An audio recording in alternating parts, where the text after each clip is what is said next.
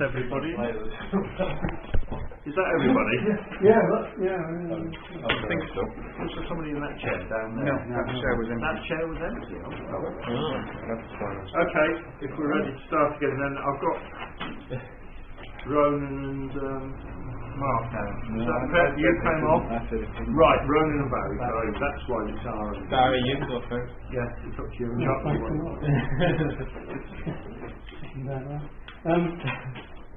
Yeah, just to respond to this point about working class struggle, working class consciousness, and revolutionary organisation. I was just arguing against separation because I was just arguing, or trying to argue, that communist consciousness and communist organisation is an organic part of the class struggle, and that's where the continuity is not. Social democracy had this idea the continuity was a handful of leaders, which Lenin also continued. That was continuity. What's the socialist future? The leaders, a handful of leaders, are the custodians of the socialist future. Okay, that's Kautsky as well as Lenin. So I've just argued against that. Whereas I think Luxemburg and others have argued that communists and workers are part of the same struggle. It's an organic struggle. So a communist is not over there and a worker over here. Communists are workers, for example, myself. I've been working since I was 15. Rather than getting to this mindset of we're the advanced elements, we know the program, we've learnt the lessons of the past, and we teach the workers, and you're outside that struggle. The class struggle is a process, and communists are part of that process. I think this is something we were talking about this earlier in the break. That Marx said, I didn't formulate some principles. I didn't formulate abstract principles and said to the working class, bow down before them. Here is the program. Here is the tablet of stuff. He simply generalised the class struggle, articulated the class struggle, showed the line of march, but it comes from the struggle itself. I mean, if you look, say, at history of the British working class, if you look at the Chartism, if you look at Chartism, they weren't just revolutionary trade unionists. Flying pickets, where I come from in Stockport, they used to meet on the moors with muskets, and they were drilling, and they were picketing the cotton mills out and pulling the boilers of the plug, taking the plugs out of the boilers and sabotaging machinery, all this kind of stuff. But they also had the charter, and they stood for reforming the state, the capitalist state, annual parliaments, and so on. And Marx took that up in the Communist Manifesto, democratise the state. Working class has to seize the state. And then he changed his mind because the communards taught him differently. That you have to have a revolution against the state. So if you've got this framework of elementary struggle and communist advanced consciousness and program, it won't really explain that historical reality. It's the communards who taught Marx. He articulated that struggle, that you have to have a revolution against the state. Fortunately, he went back on that later, of course. Both Marx and Engels made lots of concessions to social democracy and democratising the state and elections and so on. That I think people like Bakunin were right in criticising Marx's concessions to reforming the state and elections, and look where it led the German working class. It led them to defeat. I mean, see, Kautsky, for example, intellectuals are the vehicles of science. Intellectuals bring communist consciousness to the working class. That was his position. That was also Lenin's position. Now, what lesson did he learn from the commune? You talk about the Lenin in 1905 or 1907, when he repudiated. Well, his first blocker. Well, I'll let you make that point later, but I'm just making this point that if you look at Kautsky, for example, what was his lesson from the Paris Commune? It wasn't you have to have a revolution against the state. he just said, well, these people tried to have a revolution against the state and it didn't work, they were defeated, so what we need is the working class to learn high politics, to learn about parliamentary democracy, to take it over, and then we go through Parliament and the state, transform the state. That was his lesson. Part of the bourgeois intelligentsia teaching the workers. Well, that was the wrong lesson. So, I think communists have had a lot of millstones around their neck from the past, and this kind of social democratic consciousness, Second International, and also the Leninist Third International, it's cast a long shadow over the communist movement, and I don't think a lot of people have researched or drawn the lessons out. I mean, this pamphlet, when I read the other day, it's riddled with substitutionism and Leninists bringing consciousness to the workers from the outside. And it doesn't say anything like that. You should go read it again. And the daily, well, I didn't want to give a direct quote. Here's one quote. Class consciousness is not the direct reflection of the daily material existence of the proletariat, but an indirect product based on reflections on the lessons of the high points of proletarian struggle. And there's loads of other quotes. Made by who? Made by who? Sorry? By workers. No, made by workers. I'm not quoting Lenin, I'm quoting me. Yeah, I agree with that. Well, I agree. It doesn't say that in the exactly, you're distorting it. Workers, you're worrying about the word theoretician, okay, but workers can be very, very profound thinkers. That's not belittle, the ability of the workers to grasp complex. They've probably got more ability to understand reality than your university professors. Wouldn't you, hey? Okay, can we get back to Barry? Sorry, were you finishing there? I think you started off a discussion there anyway, so perhaps you've prompted it anyway. Well, it's always a difficulty, isn't it? Where I take the points that have been made about the importance of face-to-face discussion, but you have got a lot of passion involved as well. So sometimes it doesn't make it easy in terms of understanding or in terms of a kind of flowing discussion.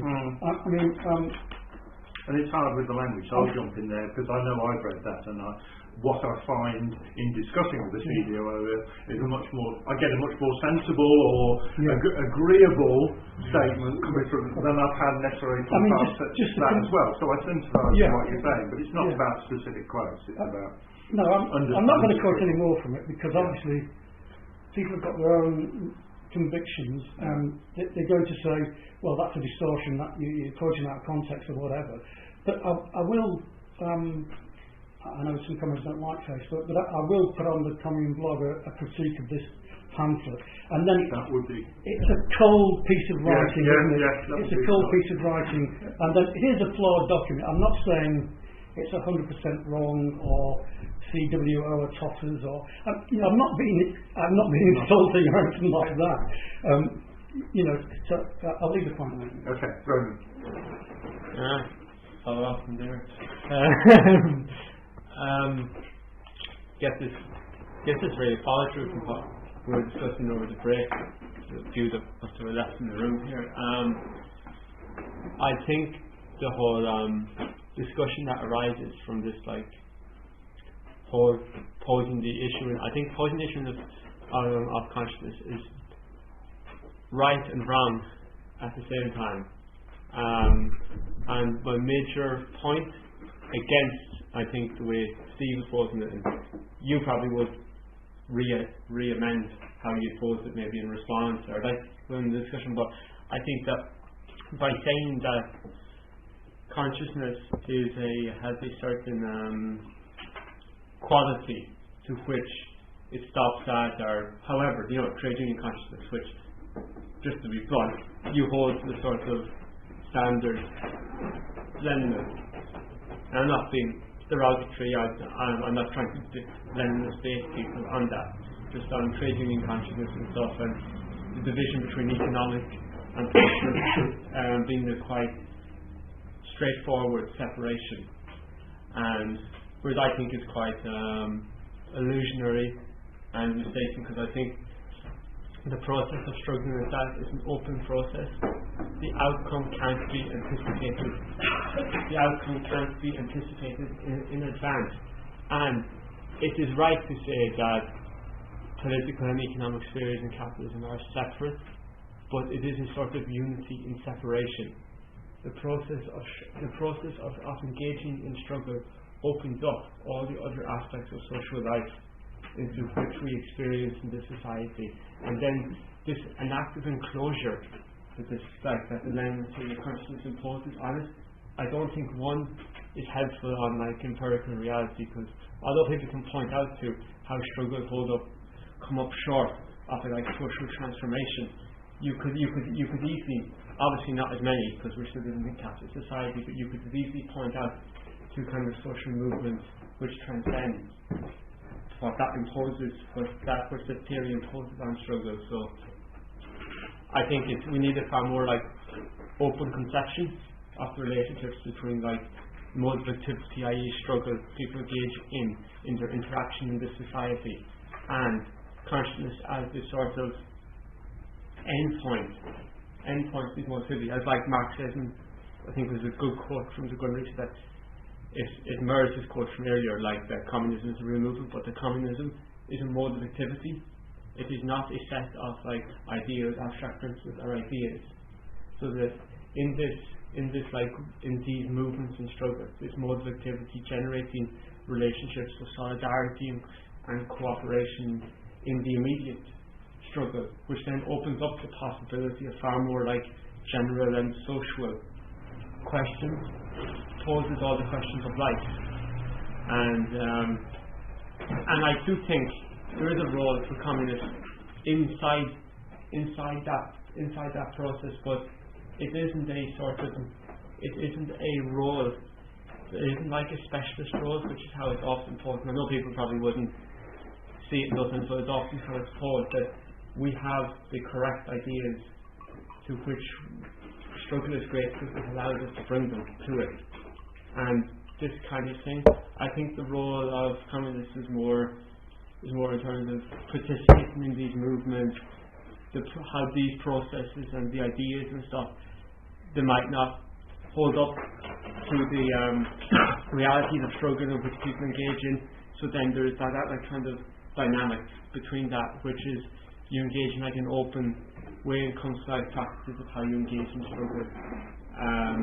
Because I think there is quite an important point which people often underlay of how communists as externals to struggle relate to them, and how communists as being involved internal to the struggle itself. I think there are quite different dynamics, and that which need to be taught more carefully about and stuff as well. I'll stop there. Sure. Right. Well, I'm obviously quite shocked at Barry's interpretation of a document which is intended to be against substitutionism, is that it's for substitutionism. What it was attempted to do was to restate the views that the predecessors of the CWO and the ICT had throughout since 1952, when in the platform of the Internationalist Communist Party it was written that the proletariat does not delegate to anyone, not even its class party, the right to rule or the struggle for socialism. And this has been our continual motivation and continual position since that time. If I go back to the beginning of the discussion, Mike Martin said at the beginning that we have no property to defend, therefore for us the struggle has to be a political one, it has to be a programmatic one, and it's about consciousness and organisation. Now, it can be about class-wide organisations, it doesn't have to be about the narrow political organisation.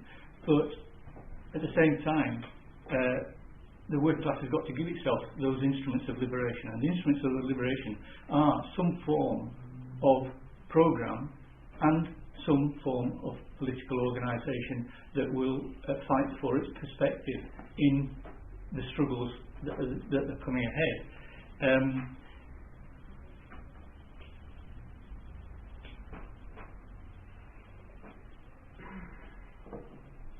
I agree with what Marx said, that the actions of the proletariat can go a long, long ways in spontaneous terms. And if we take the examples that Barry gave, for example, the formation of the Petrograd Soviet in 1905, that was formed as a unit because basically there were strikes everywhere and they needed to have some kind of central coordination of the strike. So the Mensheviks suggested, which is why Lenin was suspicious of it at the beginning, that they form a workers' council, the Soviet. And this was what was formed in 1905. At the time, the Bolsheviks were very suspicious of it because it was a Menshevik-based organisation. But later on, when Lenin looked at it, he said, this is the historically discovered form of how the workers can actually organise society. And in fact, there was only one party in 1917 who had the slogan, all power to the Soviets. But one thing the Bolsheviks didn't have in 1917 was a programme. People always forget this. That in April 1917, when Lenin wrote the April Thesis, it was to denounce the old social democratic programme that the Bolsheviks had since 1902. He said we must throw off the soiled shirt of that document. But because what they did was they replaced it with slogans. They didn't have a programme. They had no idea what how the future would be mapped out. So there wasn't a case of them imposing us. But similarly, all the groups today that exist don't have a programme. We have platforms. Platforms are places where you stand, they're fairly static. It's as far as we've gone. We know, and I agree here with all that Barry said about how Marx, because Barry and I discussed this and agreed on it before, how Marx learned from the class struggle. The Communist Manifesto, at the end of it, has a state capitalist programme. But Marx eventually realises that the state can't just be taken over, it's got to be smashed. The Paris Commune taught him that. But remember, and the words you used, Barry, were very telling, Marx articulated that lesson. And this is the role of the revolutionaries. It doesn't matter who they are, but it's the reflection of what happens. Whoever reflects on it and adds to our stock of knowledge of what we need to do in the future revolution that creates the possibility of proletarian emancipation. If somebody can tell me another way, and I don't believe that there is another way, then obviously I will listen to it very carefully. The same also with coming more to the present day. It's a funny example you chose, Barry, 1972, because in 1972 I was outside Pentonville Prison. I was a member of Solidarity, and in fact I remember selling 20 Solidarities in the demonstration there. What I didn't realise was that it was the closest the British state has ever come to being overthrown in my lifetime. I realised that only later, talking in a group like this, when people began to tell me about the strikes that were breaking out spontaneously all around Britain, which the TUC were trying to calm down, and which led to the biggest crisis that the state had ever had, and which is why they had to find the official solicitor. But the reflection came afterwards. For revolutionary, in fact there weren't many revolutionaries. There was a Trotskyist organisation that was quite active, but I forget which one it was. It certainly wasn't the SWP, but they were quite active in the strikes, but there was no revolutionary minority that was in a position to inject anything more into that than existed at the time. And of course the state was not really under as much threat as we thought. And when Ronan talks about communist work in any kind of struggle. Well, that's what we do. Our comrades in Canada are involved in at least 3 strikes over there at the moment. Our comrade Kevin, who's not here today, was involved in the Stocksbridge movement to save the sports centre. We don't go in and say, by the way, you're all wrong. We've got the communist programme, here it is, and say it. All we do is participate as other workers participate, letting them know what we stand for, but not letting them know that for the moment the task is to win this particular battle. And what we're trying to do is to win the respect of our fellow workers, so that in the future, when the situation gets there's a more heightened class struggle, we may be listened to. We may have a certain kind of respect, and that's all you can do, and that's what you build up. And Rona's idea that you've got to have a more open conception. Well, you can. Does that mean that you don't say that you're a communist? Does that mean to say that you don't say, well, actually, I think we should be doing this, that, and the other? Because if we have such an open conception, then I would suggest that we say we have nothing. And we need to have something that is specifically distinctive as a revolutionaries in these struggles.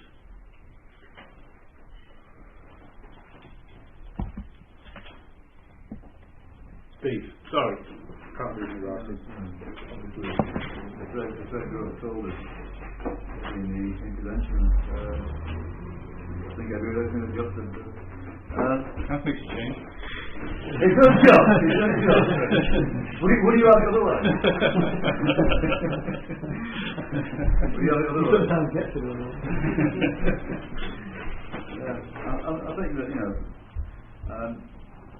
going back to slightly before the break when you criticised my formulation of words, and I'll read it, just one sentence. There's an absolute need for significant numbers, then a majority of workers to become class-conscious theoreticians. Okay, when I use the word theoretician, I didn't immediately think in terms of some sort of a grand expert, some sort of a PhD candidate or whatever. To me, a theoretician does not really stake to any level of knowledge or it's a thinker.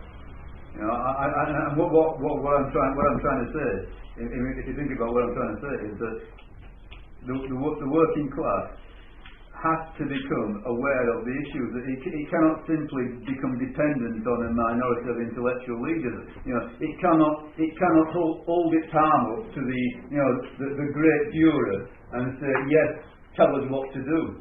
It must become conscious. Yeah. The working class must become conscious, and I think that your interpretation of Lenin as being sort of an advocate of a tiny elite of intellectuals who tell the working class what to do or whatever. I think that's a complete misrepresentation. I think even in What Is to Be Done, you can see that. Yeah, I mean, in What Is to Be Done, you can read that Lenin says that we have to present general literature to workers. It's not address them as simply cogs in machines, but as people who can understand the general situation. And unless ordinary workers become class conscious, then we cannot go on to build socialism through the largesse or the intellectual capacity of an elite minority. So I think that your portrayal of Lenin is inaccurate. However, that's not to say that there weren't errors or there weren't problems with Lenin. So I think that it's not necessary to accept everything or reject everything as regards Lenin. And I think you could say that about any political individual. I've yet to make the perfect one. I've got Mark and then Barry. Sorry, Dan.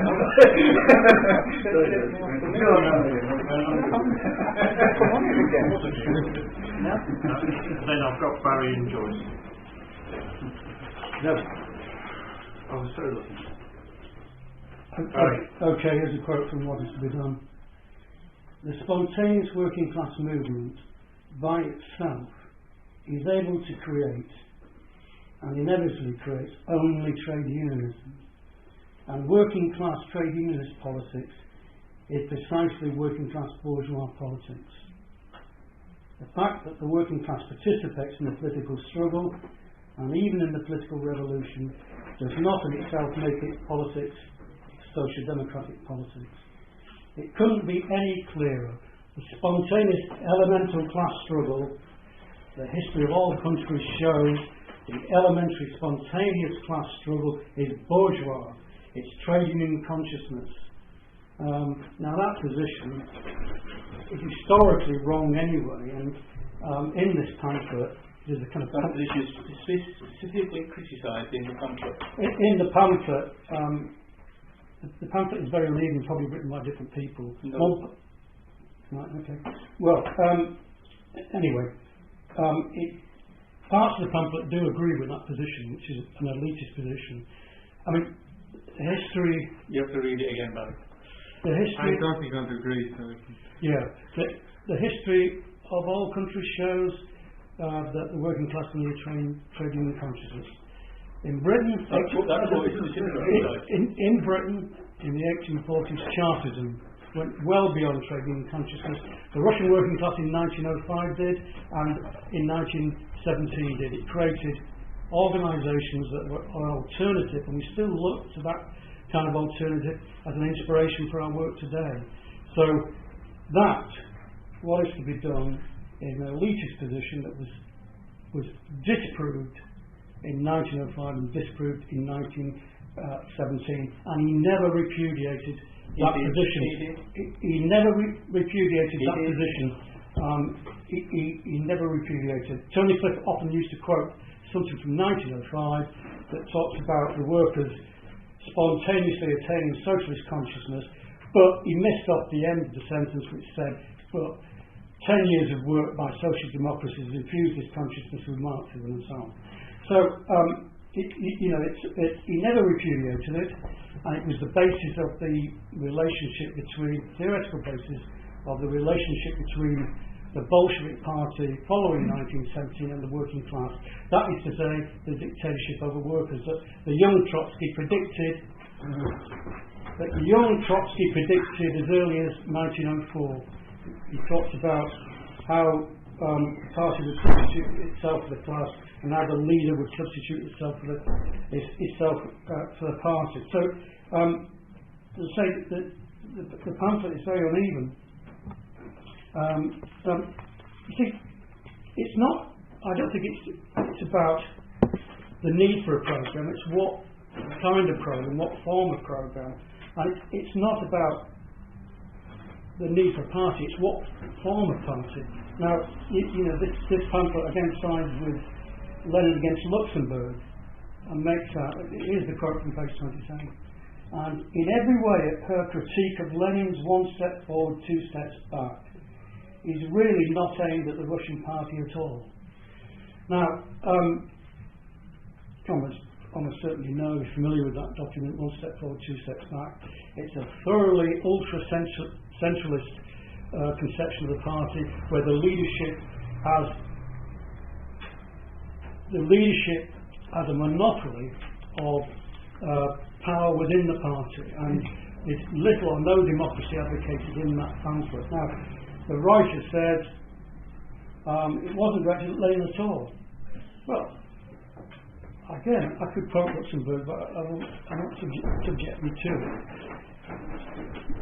First of all, Luxemburg was for a while in Poland, and she was part of the Russian Social Democratic Labour Party. Poland was part of Russia, so she knew about the politics of Bolshevism, Menshevism, the Russian Social Democratic Party inside out. She was present at the 1907 Congress in London, for example. And her polemic against two steps forward, one step back, organisational questions of Russian social democracy, mislabelled Leninism or Marxism by some person. Right? Wolf. It's it's misleading title, obviously distortion, but she actually quotes it at length, and all the points she makes are made against Lenin personally and against the way he was operating at that time. It's nothing to do with German social democracy. And that's always an argument with the Trotskyists as well. They always say, oh, well, yeah, Luxemburg was critical of Lenin, but they believe in the infallible Lenin. So it's not really a critique of Lenin at all. It's a critique of Russian, German social democracy, because she's very suspicious of leaders and leadership. Anyway, I'll just throw that in. Just on 1970, I'll just finish on 1972. Couldn't agree with you more, where you had a spontaneous political strike against the British state, and unfortunately most of the workers organising that strike were CPGB members, and the groups had very little stewards or very little workers in industry at the time. Tony Flipp himself was reluctant to put forward the slogan of general strike. In fact, he didn't put it forward until it happened, as far as I remember. I remember from those days, he was reluctant to put forward the general strike programme. But there you have the classic example of there's no Chinese wall between economic daily struggle of the workers and socialist struggle against the state. The miners' strike, again, was a classic example where the miners were up against the state. Economic struggle, the state's involved, picketing, you have to smash the pickets and so on. So you can't separate the economic from the political. They're intertwined, and that was Luxemburg's polemic against Lenin, of course. But here's your own pamphlet, page 8. However, it is clear that there is a world of difference between a strike against an attempt to lower wages and a mass struggle which calls for the overthrow of the ruling class. Well, it isn't clear that there's a world of difference. There is not a world of difference. There is not. Elemental struggle, spontaneous struggle, a process of struggle can spill over into a struggle from a daily battle into a struggle against the state, and communists will be an organic part of that spontaneous struggle, and they won't be coming into it from the outside. They won't be coming into it from the outside. Okay. I'll leave it there. Joyce. We are not to be.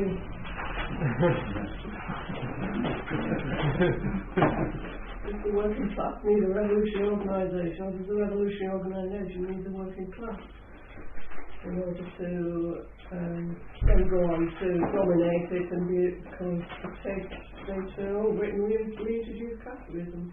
I mean, the whole gist of this meeting is that what's the point of having any kind of organisation?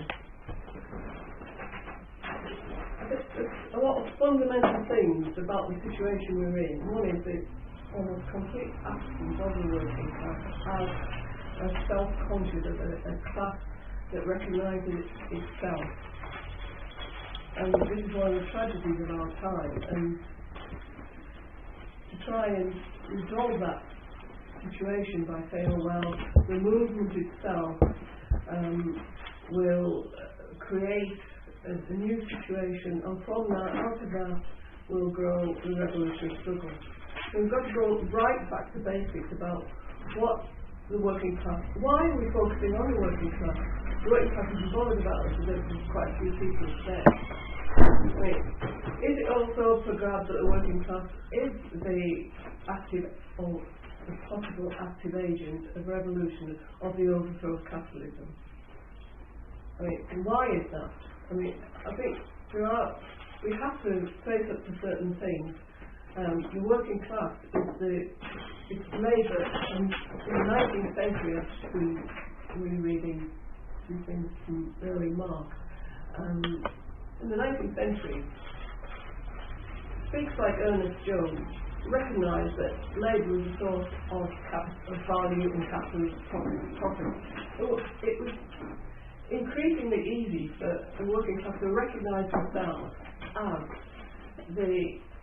if their labour was withdrawn, then the sort of capitalism's power and wealth would be at least undermined. I mean, and that's the basis of the great economic struggles and trade union movement. Nowadays, we've got a situation where lots of workers, they're employed as wage workers, but to withdraw their labour is not exactly a great threat to capital. So And to say, okay, well, we'll move our focus of attention to China only begs the question of what is a communist revolution? What does it mean? If you're talking about the overthrow of capitalism and the working class, the positive force and power to be able to do that, how is this going to come out as a spontaneous movement? A spontaneous multi-class movement, as in, for example, Egypt, and without the recognition of some clear political aim that the situation is one where you're up against a state, and it's not going to be just one state, it's about the situation in relation to capitalism, what's happening to it. A crisis that is getting worse and worse, it's turning the screws, but at the same time as it's turning the screws on the working class, it's also leading to it topping out from the workforce completely, to we have to face up to it, a working class that is it just going to end up as like the plebs of ancient Rome? So, in other words, a small minority of workers who can actually say confidently that what we do can actually, we can take over the economy and immediately begin to change the way the world is run. And when we talk about a programme and the absence of a programme, and the fact that the Bolsheviks didn't really have a particularly communist programme because they hadn't had to be thinking about practically what that means in the world at the time. What does it mean in the world today to have a communist programme? How would the world be organised? How would we get the means to eat and get the roof over our heads? Some people think it's a simple question of rationing redistribution. They think that communism can exist with at the same time as money. Others think that it's all we have to do is abolish money and capitalism will go. To get back to what we're talking about, is there a need for a political organisation or a political programme? How that is going to emerge? Obviously, it's not going to emerge from a set of individual thinkers thinking about it and coming up with different ideas. It's in relationship to what is happening on the ground. We're all going to be participating in struggles, unless we all get around in our wheelchairs. But that's a real word. But there's going to be younger people calling on themselves communists who are going to be part of any so-called social movement. But how much stronger are they if they're part of an organisation who recognises that the aims of that movement are not just the product of that immediate situation, or at least the pitfalls of that movement that you have to recognise, and not just immediately within that situation. Or else all sorts of alternatives will be taken up because they're definitely going to be put in front of the working class. Whatever class-wide movements they create for themselves, which is not the same, obviously, as the political organisation in itself. And anyway, I think it's very paralysing to keep going over and over why do we exist and what is the need for it. How to act in a situation of quite a passive situation in which from time to time we get outbursts and we can predict there will be more of these. And at the same time, the whole process is one in a situation which capitalism is not just capitalism. Capitalism is in a situation you can call permanent, increasing crisis, and it's crumbling at the edges. And the alternative, when the working class sees the need for a political alternative, it could be too late, because the whole thing could be so barbaric and there's nothing left for us, that is a possibility. But at the same time, without the recognition that it's a political battle that has to be fought, and it's not a repeat. It's not going through the stages of economic, political, or even thinking that spontaneously from one particular struggle, a whole conception of how we must organise the world will come from that. I think is, well, impossible. Mark? Yeah. Coming down? No. What chicken you want to put your name down? Do you want to speak? Yeah, I'll put you on the list. Before, still. Also, Smart now. that's good. Because I'm here to so you guys. I think I'm down next. Yes, and then Smart was down next anyway. Sorry. And then you, and then I think Darren. I think. I want to come back to the issue of substitutionism briefly.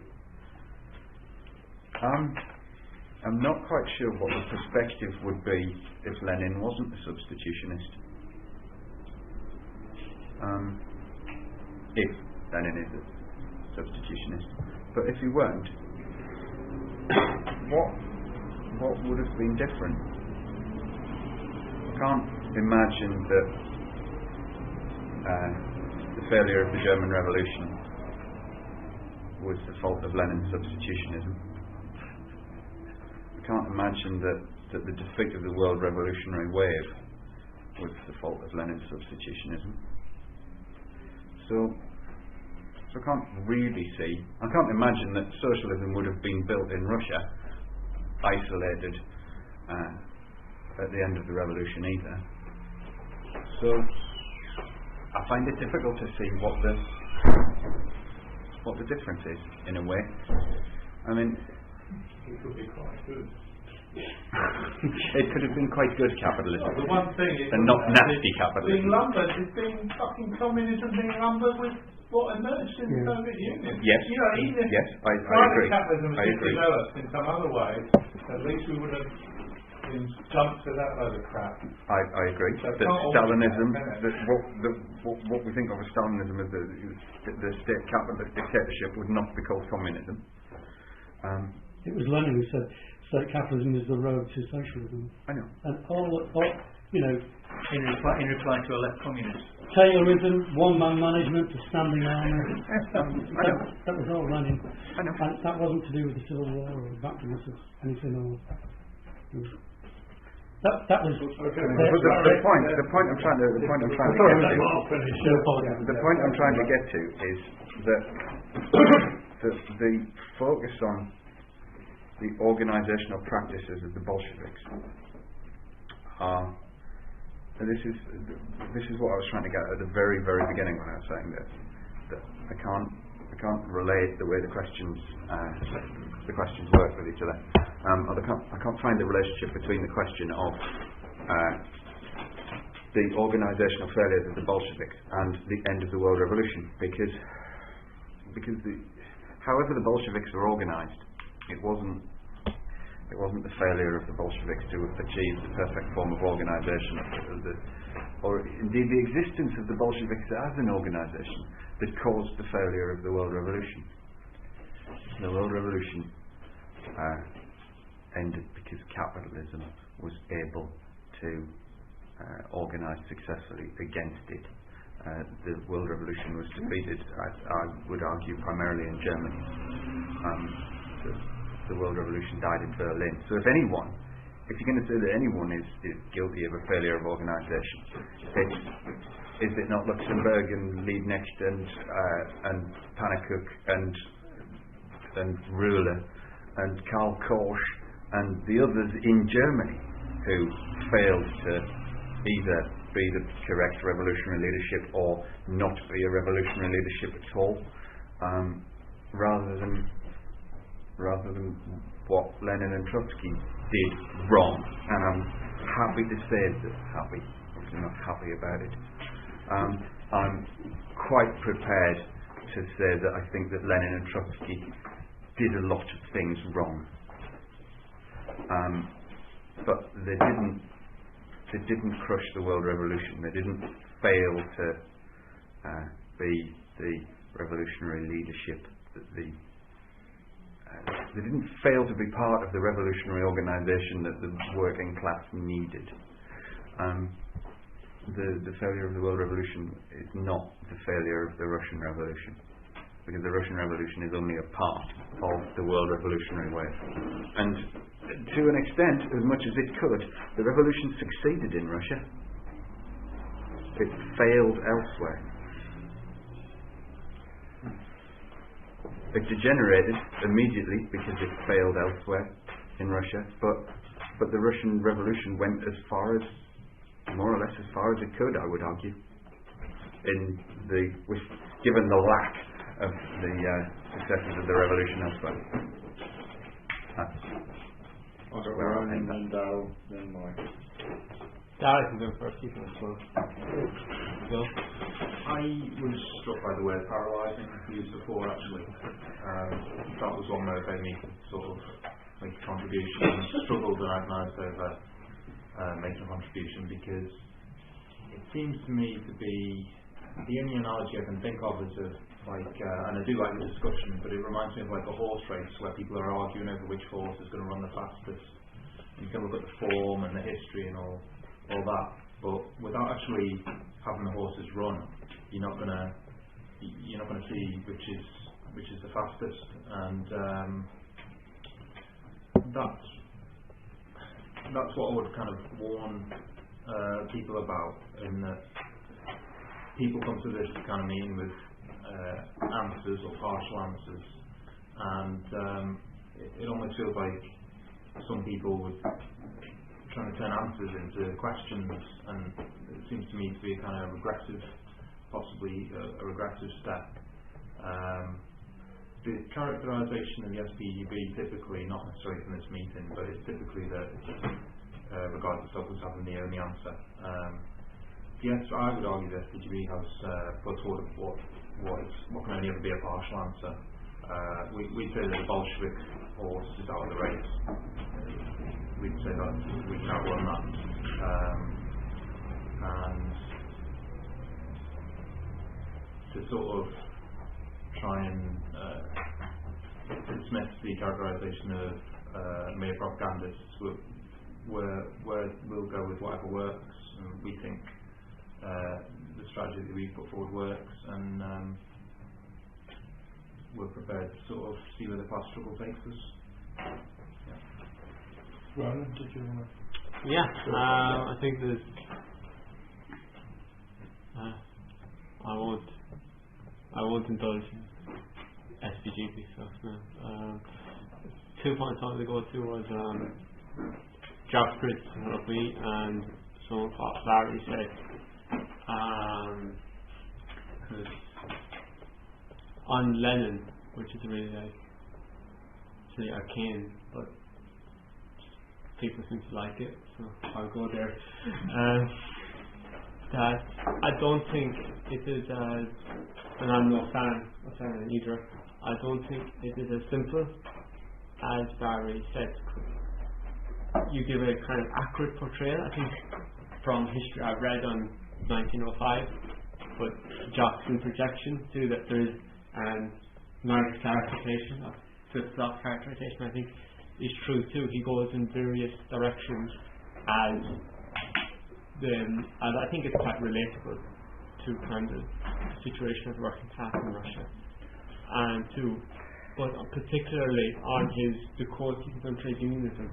Although I think it's problematic and physically dodgy and used by some forces, I think largely scholarship on the retranslation of what is to be done is quite important in terms of, because he makes the point in it that the Russian word for trade unionism has a different connotation or meaning or context to which it is received in that he argues that it's essentially used to describe the right wing of the trade union movement in Britain at that time. And so it's a lot more complicated and such. But to close, long story short, I essentially think the critique of Lenin on this stands because you get the philosophical foundations of it again in materialism and imperial criticism. So he comes right back to it again, and which is essentially where the kind of theoretical foundations and stuff that is inherited from it is based on, which comes to this relationship between subject, object and structure and struggle, and in which people face the class as the object and themselves as the subjects in this process of struggle, and that kind of thing, rather than the relationship between structure and struggle being the structure of consciousness we get is like something we inherit from the preceding history of struggle and such, in which we engage, in which we come within the conditions we inherit, type thing. Really kind of vulgar condensation of history, but yeah. And on Jock's point, I thought I don't mind being caricature, because I think it is a caricature on my point around, because when I made that point about struggle being an open process, it was a fairly specific comment on the way of posing the problem, kind of thinking on the relationship between consciousness and struggle, which Steve has done. And of course on far when struggles emerge, you're not there as a political newborn dropped from the sky. You have a perspective and understanding of how you think, and you can be wrong, but how you think struggles can best proceed. We're not brainless or without any kind of ideas of our own on how to confront the world. Obviously we have humility with them, but yeah.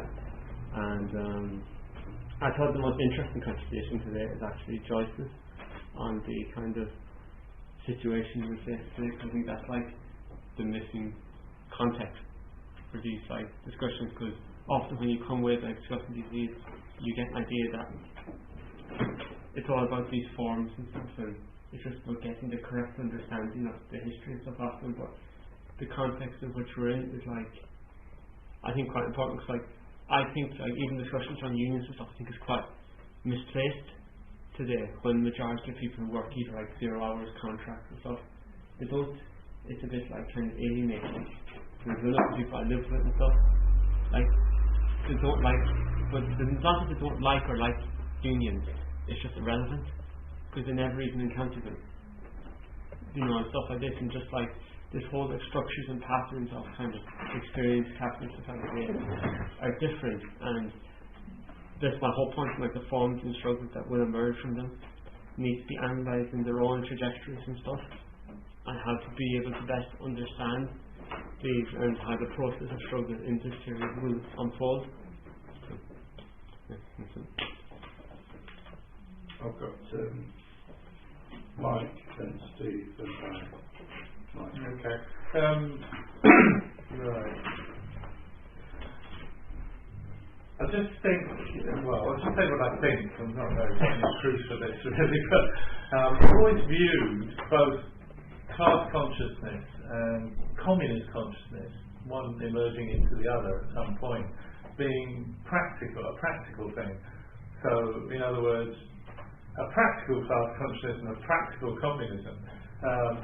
Part of a process that can develop over a period of time. So I kind of agree in part with the emphasis that Barry was putting on the elemental hard struggle not being just a matter, of course, of the struggle in the factory or the office, but being a social struggle of the working class.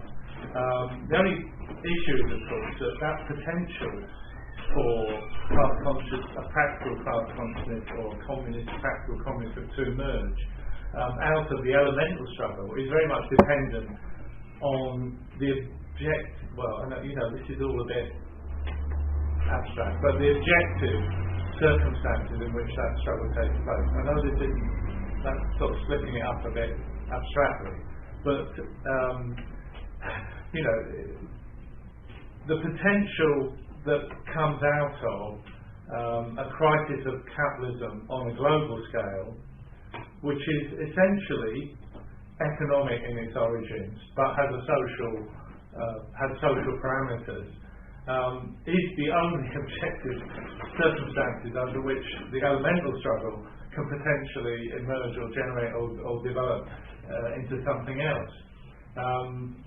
And that is not kind of under our control, and it certainly wouldn't be under the control of any revolutionary group or anything like that. It's a matter of responding to situations. Now, there is, of course, the issue of how that crisis develops. The crisis, its origins may not be, as the autonomists used to think, simply a result of the class struggle getting bigger and stronger.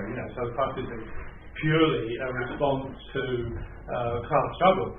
On the other hand, although there are factors in capitalist competition and the underlying nature of value production that create crisis, create those objective conditions, whether that crisis is extended or deepened does depend on reactions of workers, and the reactions of workers depends in part on what's in their heads, what's in our heads at the time.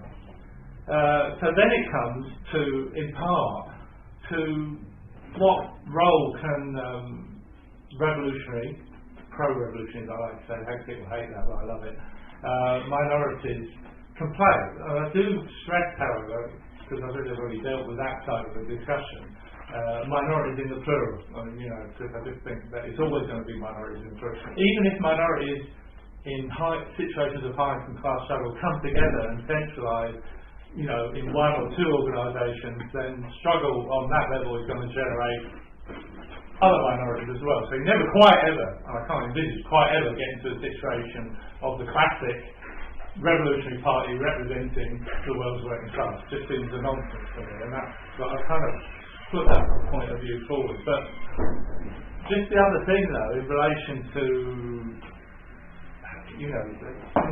past, I think, inherited conceptions amongst a lot of groups, certainly amongst less communist groups, of the function of a revolutionary party at the advanced stage of class struggle, possibly I don't know what you want to call it, how can we classify a pre-revolutionary situation or something, is that this emphasis on the critical factor being a programme and the programme coming from the party, I think is misplaced because program has yet to be written. It's got to be written in the struggle of the class. Yeah, not one that exists now. Yeah. All right. Well, okay, you can. But I just think the idea of the programme itself is probably misplaced. The idea that, certainly in terms of it's generally understood as a political programme is a set of measures to be taken that will then bring about the appropriate change from capitalism to communism.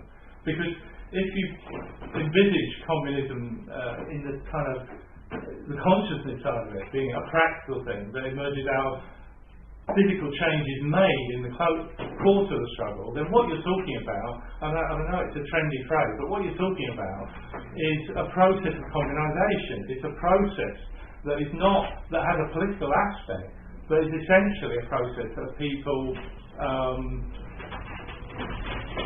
pushing outside the framework of value production and commodity production in an expanding process. Now, it may expand and it may get thrown back, but it's an expanding process. And in fact, the only possibility of a revolution becoming a world revolution, rather than just something that's isolated in different parts of the world, is that it is taken up on the basis of not of example as much as anything else.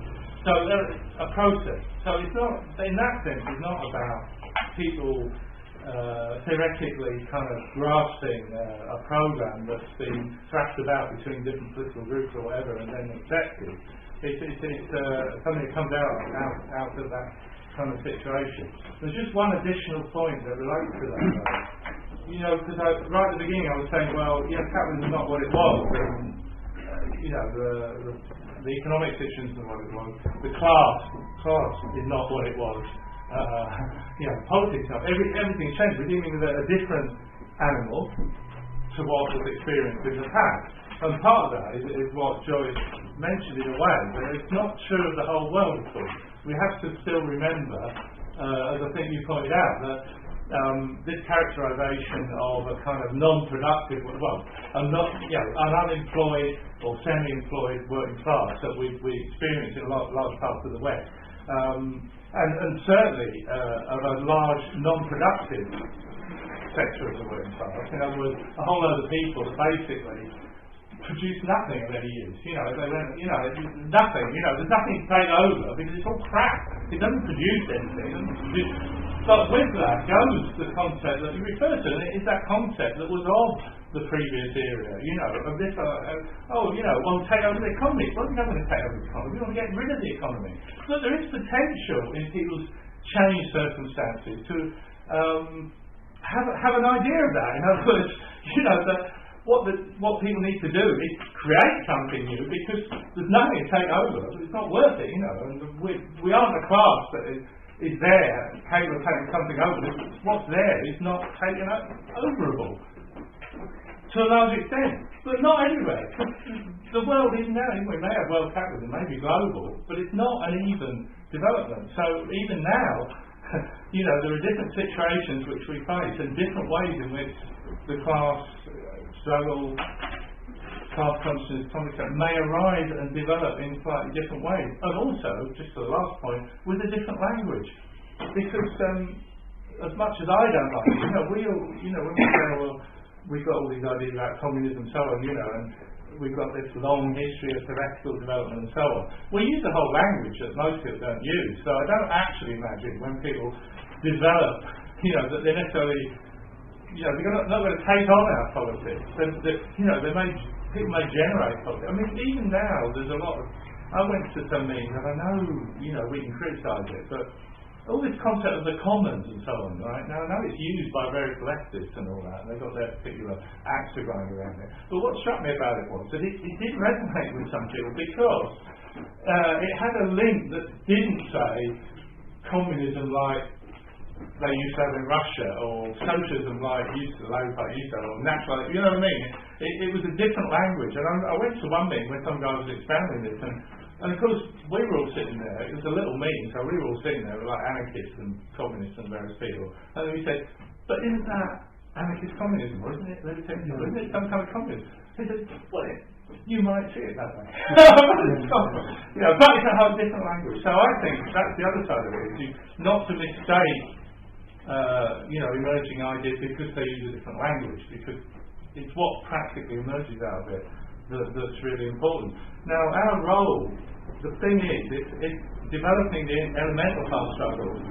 It's only that, I believe it is, that is going to create the right objective conditions again for a change of consciousness on a mass scale to develop. Well, what role? One of the roles is how we deal with that. The trouble is that the communist minority, well, certainly in terms of the present situation, which is where my bugbear, and probably why a lot of people don't join small communist minority groups, is that very often we're not in a better position than all sorts of other people to help that elemental class struggle develop. Because, well, we are in some ways, because we know a lot of things that are bad and that you shouldn't do. And certainly, communists are very good, and it is a role, it's a real role, to say, well, fucking hell, don't do that. That was really went badly wrong, blah, blah, blah. Yeah. Or even, that went badly wrong 5 years ago, and we made a note of that. Oh, we've got, blah, blah, blah. You can say that. But in terms of practically moving certain struggles forward, very often, the communist in the isolated communist, or isolated two communists, in a particular workplace or a particular situation, may not be in the best position to have the right information at the right time, know what's going on, know the connections with the other workplace or whatever, to develop it. Often it's somebody with completely different politics, or somebody who's a Christian or something comes along and says, why don't we send a load of pickets down to A, B and C? Or you know what I mean? That side of it, we are not necessarily, we might be in some places, but it doesn't automatically follow. And that's a tricky one to get round sometimes. And in that sense, some of what we do is very generalised. Nothing wrong with that, by the way, but it's just knowing what is the most important thing to do in the right circumstances, and not, well, certainly not to claim to ourselves anything more than that, if you see what I mean, that we're able to do. What do you mean by elemental class rule? Oh, well, I suppose just basic stuff around strikes, occupations, all the stuff that goes on, but on a very small scale and is generally being isolated. So the important thing is obviously generalisation, which communists often talk about, but they're not always very good at doing. Well, we've got to generalise this struggle. Yes, that's right. Oh, do we do that? Oh, well, blah blah blah. Oh, workers need to talk to each other directly and not go through the trade union bureaucracy. Yeah, it's good stuff. We all know it, But actually doing it's not always so easy, and we have other people better at it than us. Because you saw that in the Lindsay stuff, through like the informal networks they was able to proliferate through that kind of network. Steve. So again, I'm not sure so well, but obviously, the Lenin quote, that seems to cause all the controversy, doesn't it? That seems to sort of like, crux of the matter to a certain extent. Certainly, I really dislike disagreeing with Jock. I think that most of what he writes is, it's absolutely wonderful stuff, honestly.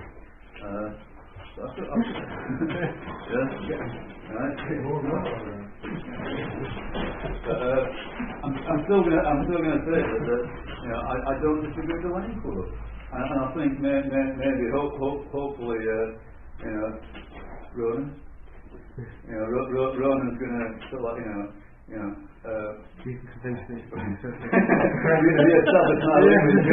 because I think a lot of it comes down to what we mean by trade unionist consciousness. What is the exact translation of trade unionist consciousness? And I would say trade unionist consciousness, in my perspective, is one which is compatible with capitalism. In other words, it's not one that goes beyond capitalism. And I think that if you interpret it in that way, I think that the Lenin quote is correct. I think that everything that I'm reading from the Italian communist lecture, which I'm finding extremely interesting, I hope you're all going to read it eventually. The point is salient point over and over and over again. That if you don't have a revolutionary party, you cannot have a revolutionary class. No matter how radical or profound or deep a movement, no matter what sound and fury it produces, in the end it will come to nothing. It will fail. A bad outcome is absolutely determined unless you've got a revolutionary party which can infuse it with the revolutionary theory. I think something which you were saying then, sort of like what can the party do that other people can't do? Well, I don't think it's not our duty to organise the class. We don't get in the workplace and organise the class as such. I think it's very easy to. I think maybe probably going to jump on me for saying this. I'm not going to say this is definitely true, but maybe it's part of a British character to downplay the role of theory. We are practical people. I think that is, I don't know if that's true or false, but we're not the Germans. But I think Engels said that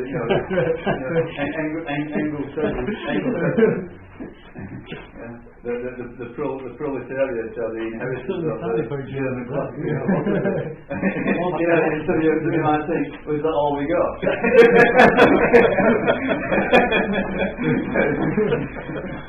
German classical philosophy, how does that work? But I think Lenin makes that same point though. Let's not belittle the importance of correct revolutionary theory. I think that is a great part of our role as by the way, what we do, revolutionary theory. Let's not downplay it. I think going back to what you were saying, I'm in contact with quite a number of sources, and it's almost overwhelming sometimes to sort of like deal with it because I'm getting sort of like 4 different languages and sort of like plowing through all this information. But there are sources that I'm reading who are definitely blaming Lenin and the Bolsheviks for scuppering the world revolution. And one of the arguments they're talking about, they're saying that the left communists were right. Brest-Litovsk was a big betrayal. They should have not made peace with the Germans, and etc. But I do think that the problem with Lenin and the Bolsheviks, and I think that this is extremely important. And I'm not going to say that the CWO platform is incorrect when it says the October Revolution was proletarian, but I think that you've got to recognise that the October Revolution was severely flawed by this idea of putting some sort of a Bolshevik cabinet above the Soviets. I think that as soon as you move away from the concept of all power to the Soviets, as soon as you and I think this is what's tying us all together. We can argue and fight and cry all day, but I think there is a bond between us, and it is on this point. All power to the Soviets, all power to the class-wide bodies of the working class. And I think the problem with Leninism, for all his accuracy and for all, I'm not going to completely belittle the man. I think that Lenin, did a lot of service and a lot of good. But as soon as you move away from that concept of all power from the working class, all power from the Soviets, then you've lost it. You've moved onto bourgeois territory. The communist territory is gone. The question of power, that's what it's not. If you think about what is fundamentally communist is not the economic program. It's the question of power. And unless the working class has got power, then we're still with capitalism.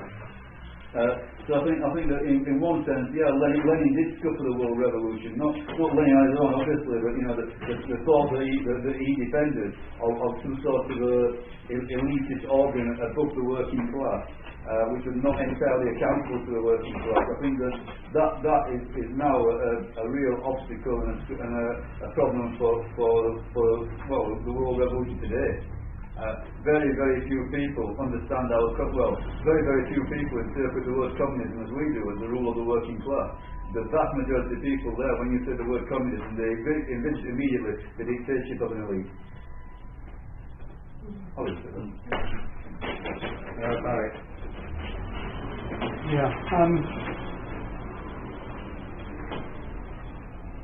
This point about we should be really relating to new forms of struggle or how the new forms are going to emerge. But if you look around at the moment, the decline and decay of labourism and the Labour Party and the trade unions and their irrelevance to such huge issues like zero pay and all the rest of it.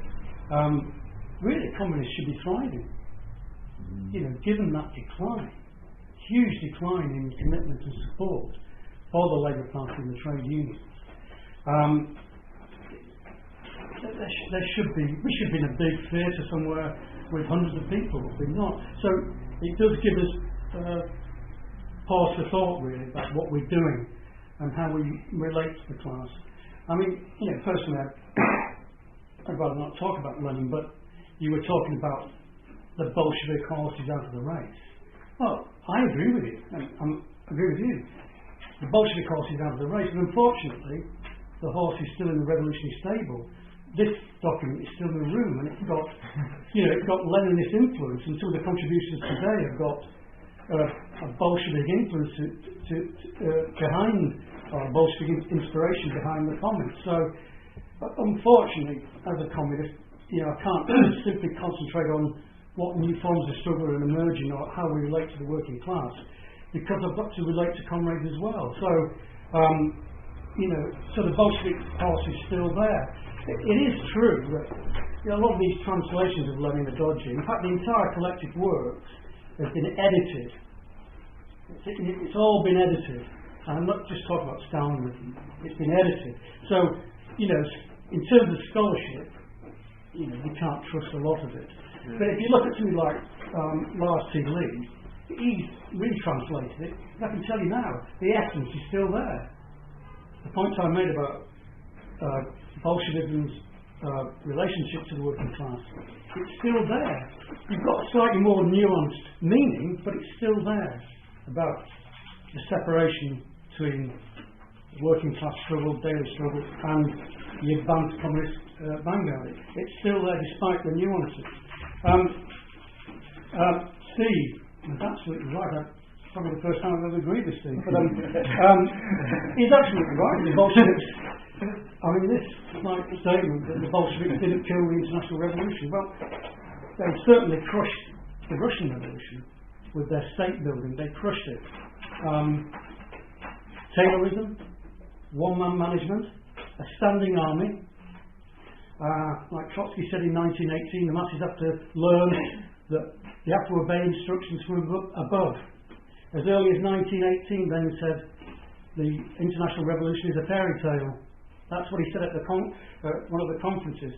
That's what Brest-Litovsk meant. That's what state building meant after 1917, consolidating state power in the Soviet Union, the seed of socialism in one country. You can't just blame Stalinism. You know, Stalin didn't order the troops to crush and kill the Kronstadt fortress. That was Trotsky and Lenin, counter-revolutionary. They destroyed, that was the end of the Russian Revolution, the end of it.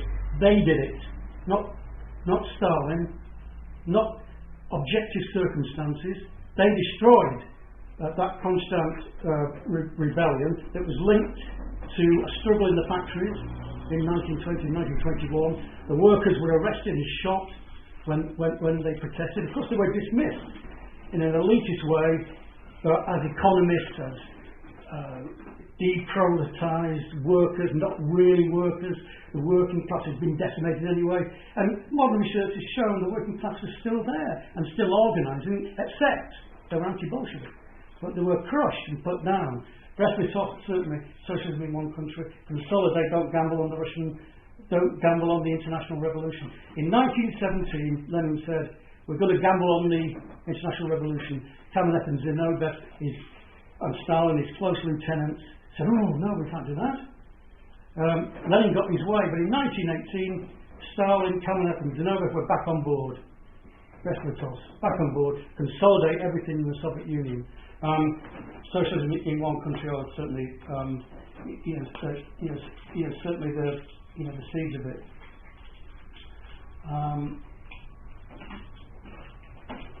Sorry, something else to say about that. Well, certainly being an ex-Trotskyist obviously means that you have to throw out the baby with the bathwater as far as the proletarian revolution of October 1917 was concerned. I'm not going to go into the historiographical errors of what you just said, but I'll return to one that you said earlier. I think actually I wanted to really reply to Ron because I thought he said some very good things. In some ways it's a bit arcane to be talking about the Russian Revolution, and as Mike said, all we've got is bad things to say. You know, all we've got are the lessons of what went wrong. All we've got is the lesson that we can't have substitutionism, that you can't have socialism in one country, that the classified organs must be the dominant organs in any new social organisation that we have. That's all we've got. And of course, on top of that, you can add, we've got a revolution that occurred in totally different historical circumstances from the time we live now. So how many of those lessons are still valid? So we've, on top of having only negative lessons from the one point in time when the proletariat did get close to power, we have got a whole series of new challenges of the nature of the modern working class, its struggle, and how we're going to relate to it, which various speakers have attested to. And I think that's obviously the key thing, but obviously, at the end of the day, I just want to correct where I interrupted Mike, where there is no programme at the moment. The programme will have to be constructed by the working class in the process of coming to its own revolution. All we've got, as I said, are a series of groups with platforms, static lessons that we've learned from the past. These aren't adequate to the present situation. The programme is going to have to be a lot more practical, a lot more capable of mobilising lots of people. Actually, when the subprime mortgage crash occurred, I actually thought You know, if we're dealing in a situation where the class was moving and really moving, one of the things you put in the programme is everybody has the right to the use of the place where they live without payment of rent, mortgage or whatever, because it would be the first step on the abolition of housing as a commodity and towards a communist state. And of course the capitalists wouldn't have fought it like it would have sparked civil war with the capitalists. You'd like it, Mike, because it sounds like a transitional demand. But it was something that occurred to me that if we had the real position, it would be a natural emanation again of what the proletariat would grasp, and it would help unify across the movement across countries as well as across one country. And just finish on Rosa Luxemburg. The key argument is not where the arcane one about 2 steps forward, 1 step back, but the fact that she said that when the social democracy went over to the capitalists and the imperialists, she said, better the worst working class party than none at all. Whereas Lenin argued for a break with social democracy. And you need to take that one on board, because Lenin went through ridicule and all the rest of it, but he stood almost alone in 1914 against the imperialist war. And it was upon the basis of that position that the Russian Revolution and the International Revolution was forged, because it was on the basis of that a party which had 8,000 members in 1912 became a party which the working class took over. And it wasn't, and this Kamenev, Zinoviev and Stalin were the wise ones in October 1917. The working class in Russia pushed for that, and the actual October Revolution was caused by a provocation by Kerensky which went badly wrong. Not because nobody was listening to Lenin, who was still in Finland, and it started almost spontaneously. But it then involved all the workers who were under the banner of the Bolshevik Party. It's a much more complicated process than you make out, and I think this is something that I think you need to take on board, because you really are in danger of throwing out the revolutionary baby with the counter-revolutionary bathwater. And I'd just like to thank Ronan for that observation on materialism and imperial criticism. I've always wondered why I didn't like Lenin. You know, I hate all these people who say that there's a Lenin of 1902 and it's the same Lenin in 1921. I was once going to write a jokey article, 4 Lenins and a proletarian funeral, because Lenin was in fact in many ways a mouthpiece of where the class struggle was, a lot of these things. But I was, even in his best writings, I couldn't understand what was it that irritated me most about them. And this separation between subject and object in that has just triggered off something that I think is very useful. So I'm very grateful for that. And I'll go back to rereading that. I wouldn't bother. It's actually an easier read than you think. No, that wasn't the reason.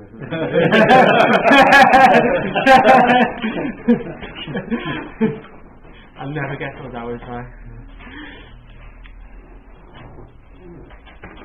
Right, we've got 15 minutes left, so I don't know if people get some things ready to finish off with. I wanted to jump in here a bit myself. I made some notes and now I can't remember what other words we're going to say. What do they mean, for God's sake?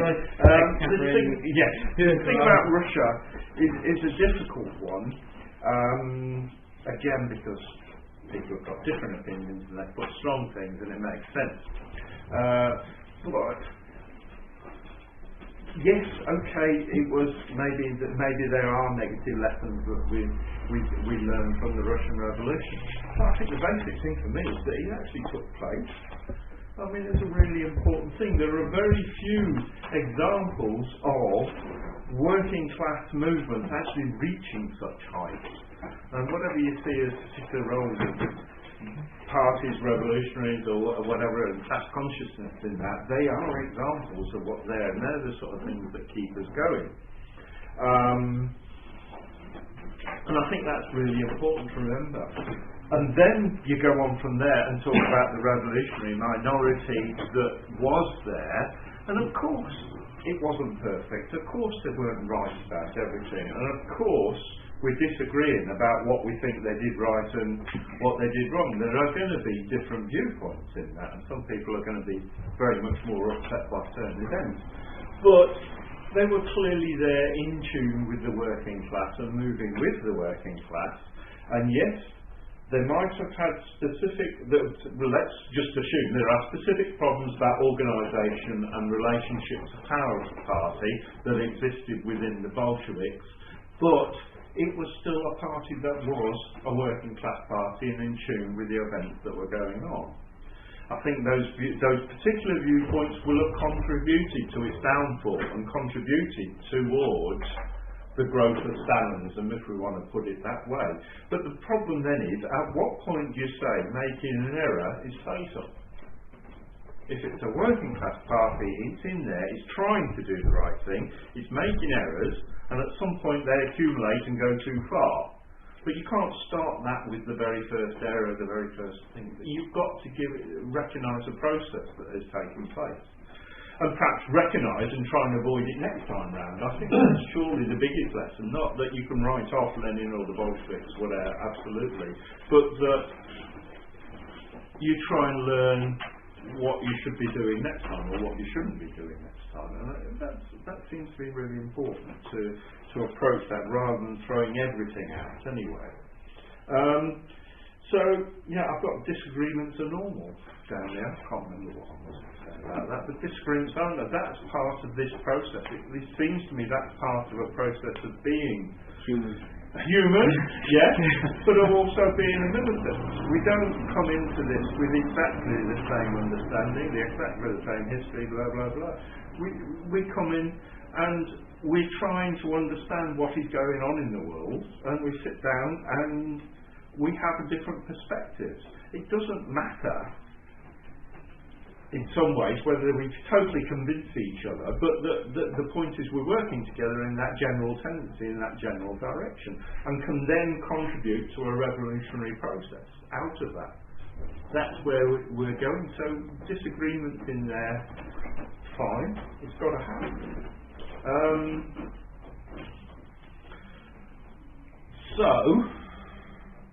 But I don't think it can happen. Sorry, I'm going to jump back onto Steve again, because I absolutely agree.